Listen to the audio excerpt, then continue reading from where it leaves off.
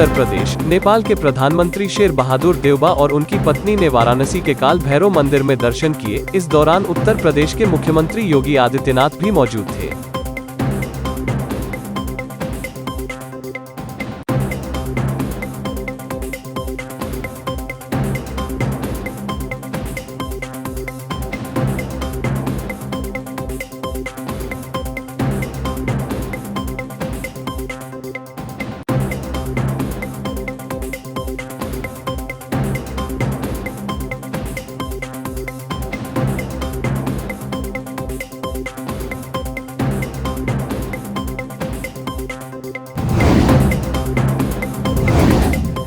राज ठाकरे को निकाय चुनाव के नतीजों के बाद ही उद्धव ठाकरे का 2.5 साल का मुख्यमंत्री पद वाले वादे की याद आ रही है। इनकी अकल इतनी देर बाद खुली है। भाजपा और शिवसेना में क्या हुआ है वो हम दोनों देख लेंगे, हमें तीसरे की जरूरत नहीं है। संजय राउत, शिवसेना।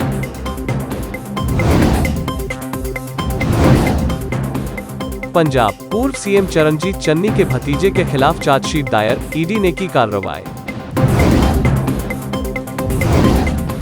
पड़ोसी देश श्रीलंका भारी आर्थिक संकट से जूझ रहा है। खाने की चीजें इतनी महंगी हो गई कि लोग भूखे सोने को मजबूर हैं। आलम यह है कि पेट्रोल से भी महंगा दूध बिक रहा है। देश में भड़कते जन आक्रोश से निपटने के लिए श्रीलंका के राष्ट्रपति गोतबाया राजपक्षे ने 1 अप्रैल से देश में आपातकाल लागू कर दिया है।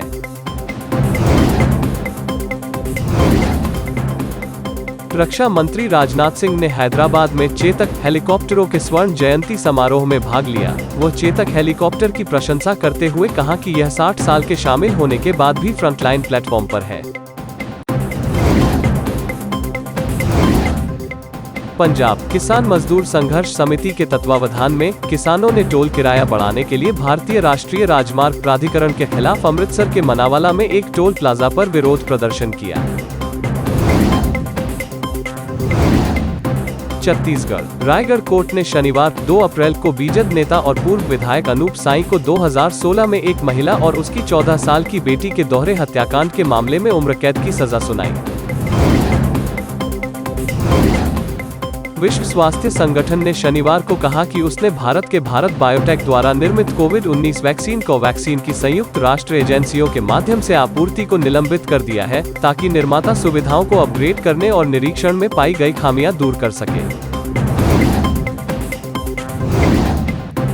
छतरपुर में भीषण सड़क हादसा, ट्रैक्टर ट्रॉली में घुसी कार, एक मजिस्ट्रेट की मौत, एक अन्य गंभीर, सीएम ने जताया शोक। फोटोज में आईपीएल डबल हेडर का रोमांस, रोहित के आउट होने पर मायूस हुई पत्नी ऋतिका, तिलक वर्मा के छक्के से कैमरामैन घायल। मुंबई से सटे पनवेल इलाके में शनिवार को बॉलीवुड अभिनेत्री मलाइका अरोड़ा की कार का एक्सीडेंट हो गया था। जानकारी के मुताबिक अभिनेत्री की कार के ड्राइवर ने अपना संतुलन खो दिया और एक्सप्रेसवे पर 3 अन्य कारों से जा टकराई। दुर्घटना के वक्त आंख के पास चोट लगने की वजह से मलाइका अरोड़ा को अस्पताल भर्ती कराया गया था, लेकिन अभी उनकी हालत स्थिर है। अभिनेत्री को कुछ टांके लगे हैं, उसके सिर पर कोई बड़ी चोट नहीं लगी है। करीबी सूत्रों द्वारा यह भी दावा किया जा रहा है कि मलाइका अरोड़ा को रविवार दोपहर तक घर वापस जाने की अनुमति दे दी जाएगी। हॉलीवुड के सुपरस्टार और kick boxing champion Mike Tyson अपनी बॉलीवुड डेब्यू फिल्म लाइगर को लेकर चर्चा में बने हुए हैं। इस फिल्म से साउथ के स्टार विजय देवरकोंडा भी अपना डेब्यू बॉलीवुड करने जा रहे हैं। ऐसे में इस फिल्म को लेकर फैंस काफी उत्साहित हैं। हाल ही में एक वीडियो सामने आया है जिसमें टायन अपनी डबिंग खत्म करने के बाद फिल्म निर्माताओं का आभार जता रहे हैं।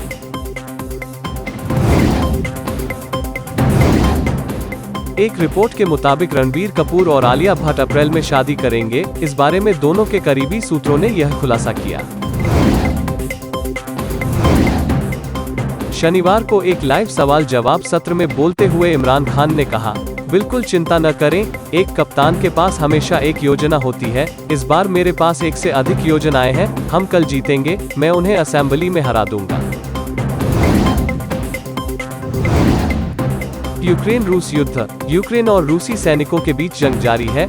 एक दिन पहले रूस के अंदर घुसकर यूक्रेनी स्ट्राइक से पुतिन बौखला गए हैं। जानकारी मिली है कि माइकोलाइव में रूसी सैनिकों ने एयर स्ट्राइक की है। इस हमले में 32 निर्दोष लोगों की मौत की सूचना है। जानकारी के अनुसार शुक्रवार को हुए इस हमले का केंद्र माइकोलाइव शहर के गवर्नर का ऑफिस था। रूसी सेना ने इस बिल्डिंग पर एयर स्ट्राइक की थी। हमले के वक्त गवर्नर विटाली किम घटनास्थल पर मौजूद नहीं थे, हालांकि बाद में उन्होंने हमले की तस्वीरें सोशल मीडिया पर शेयर की थी। कीव, राजधानी कीव के पास से पिछले महीने युद्ध क्षेत्र में लापता हुए यूक्रेन के एक प्रमुख फोटो जर्नलिस्ट मैक्स लेविन मृत पाए गए हैं। यूक्रेन के प्रोसिक्यूटर जनरल के कार्यालय ने शनिवार को एक बयान में कहा कि मैक्स लेविन कथित तौर पर रूसी सेना, रशिया यूक्रेन युद्ध की तरफ से चली गोली से मारे गए हैं। लेविन का शव शुक्रवार को हुता मेजिहिर्स्का गांव में मिला था। लेविन 40 ने कई यूक्रेनी और अंतर्राष्ट्रीय प्रकाशनों के लिए एक फोटो पत्रकार और वीडियोग्राफर के रूप में काम किया था। लेविन 13 मार्च से लापता थे। उनकी मौत की जांच शुरू कर दी गई है।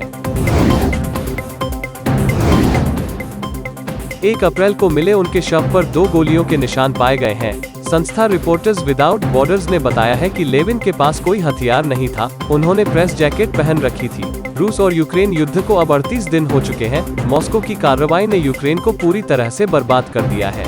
वहीं पश्चिमी देशों के प्रतिबंधों से रूस भी दबाव में है।